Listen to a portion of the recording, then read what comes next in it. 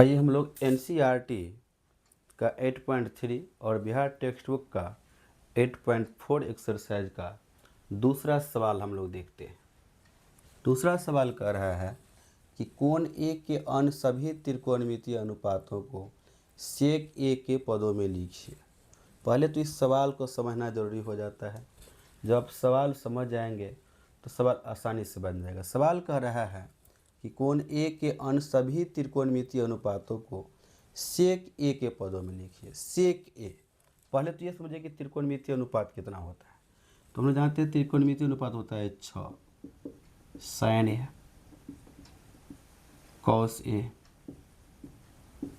Ten A, cosec A, sec A और cot ए। तो इसमें इस सेक ए को छोड़ दीजिए और सेक ए को छोड़कर अन्य जो सभी 5 त्रिकोणमितीय अनुपात है, सेक के रूप में तो लाना ही है, इसलिए सेक को छोड़ करके अन्य जो 5 त्रिकोणमितीय अनुपात है इस सब को सेक ए के रूप में लाना है। मतलब सबको किस रूप में लाना है? सेक ए के रूप में लाना है। तो हम लोग बारी बारी से लाएंगे।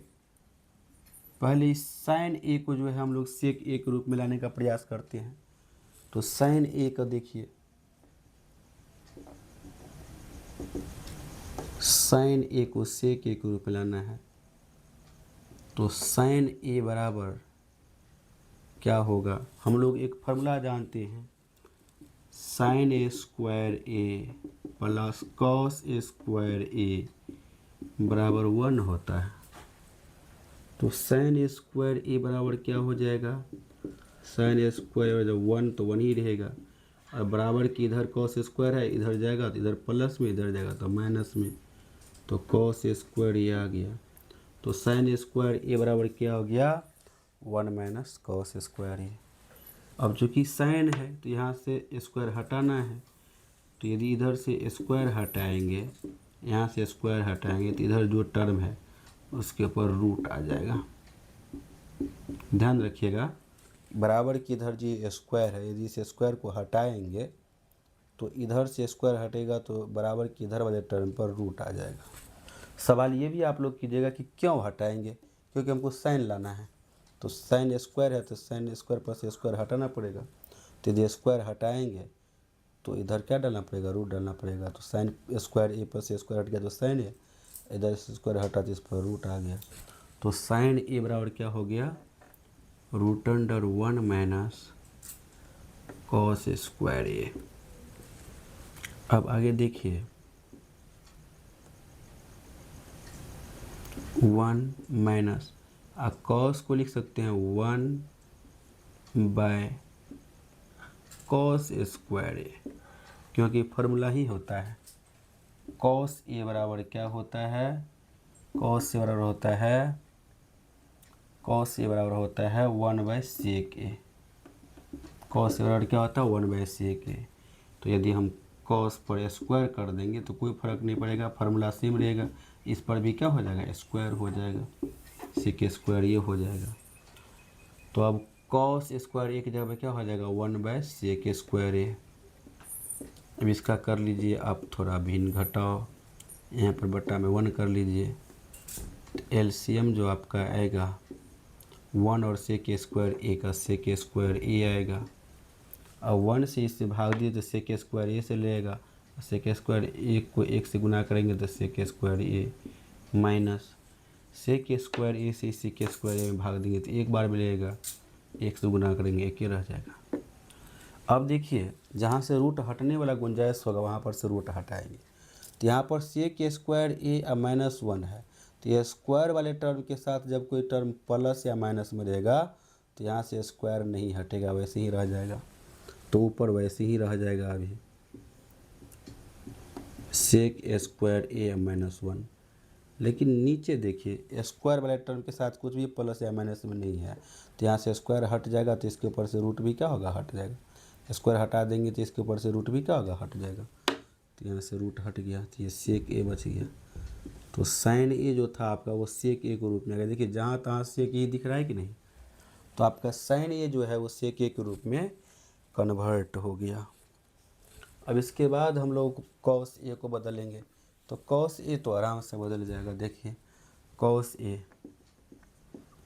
ए का डायरेक्ट फार्मूला ही होता है 1/sec ए, तो ये तो एक बार में ही बदल गया, अपने आप बदल गया। अब रहा tan a, तो tan a को देखिए,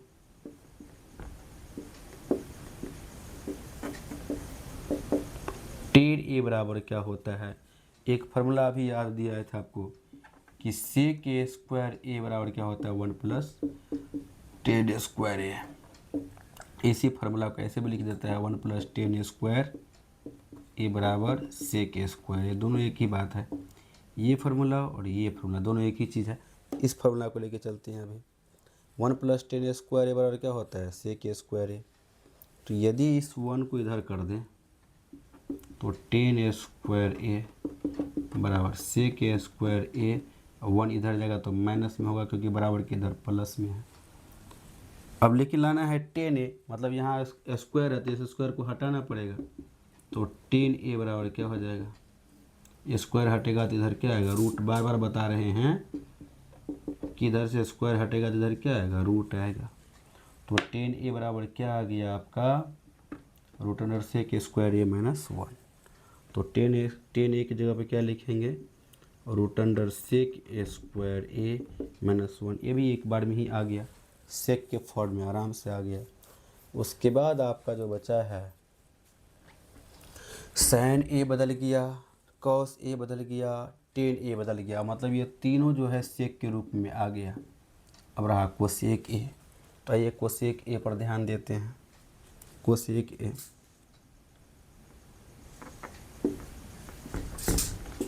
कोसेक ए बराबर क्या होता है, कोसेक ए का डायरेक्ट फार्मूला ही होता है √1 + cot स्क्वायर ए।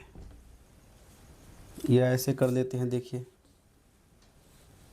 कोसेक स्क्वायर कोसेक ए बराबर हो जाएगा 1/sin ए, फार्मूला ही होता है कोसेक ए बराबर क्या होता है 1/sin ए, 1/sin ए लिख दिए। और 1/sin ए तो 1 ए रहने दीजिए, और sin ए का फार्मूला होता है √1 - cos स्क्वायर ए। फार्मूला आपको पहले दिखाए हैं, sin ए बराबर क्या होता है √1 - cos स्क्वायर ए। अब ठीक है आगे देखते हैं।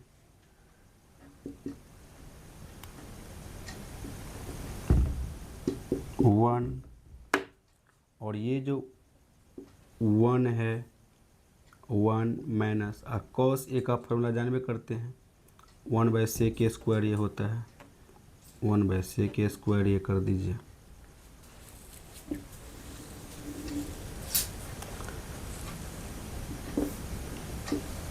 अब नीचे जो रूट के अंदर में है पहले घटाव की क्रिया करेंगे, यहाँ पर बटा में 1 कर सकते हैं, तो एलसीएम हो जाएगा sec स्क्वायर ए, एक और sec स्क्वायर ए का एलसीएम sec स्क्वायर ए हुआ, एक से जब sec स्क्वायर ए में भाग देंगे तो sec स्क्वायर ए से ही लगेगा, और इस एक से गुना कर देंगे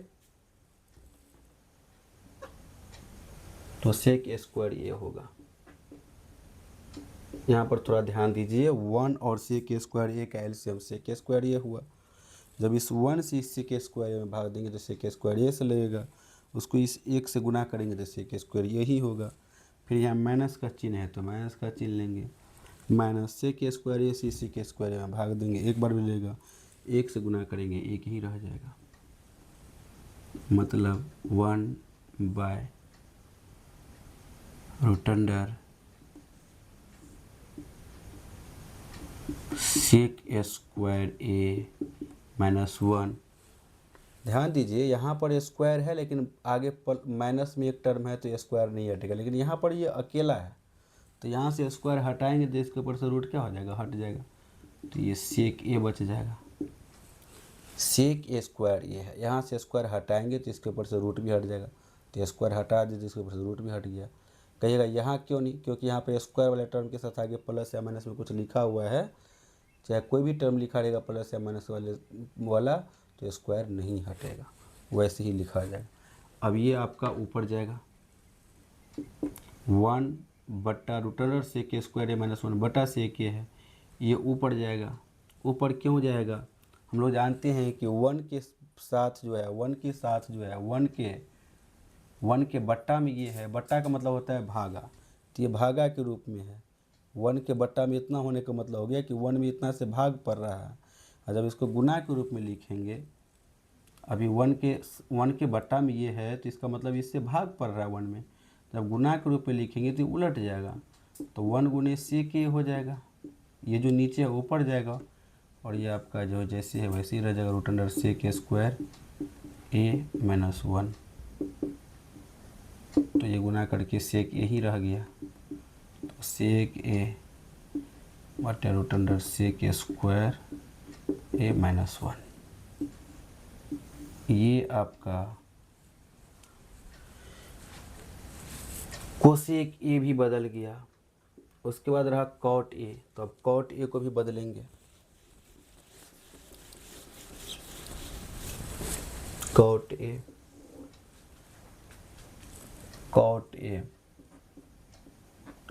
बराबर होता है 1/10a।